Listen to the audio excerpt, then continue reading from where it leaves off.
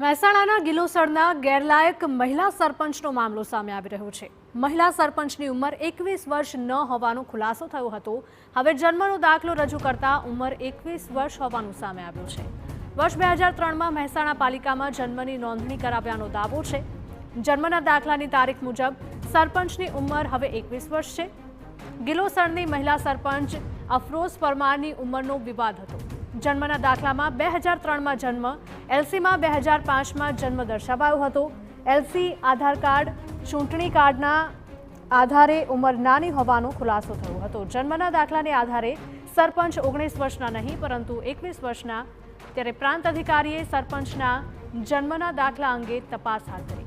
નાની ઉંમરના કારણે ગેરલાયક ઠરેલા સરપંચ હવે લાયક બનશે કે કેમ તે પણ સવાલ છે।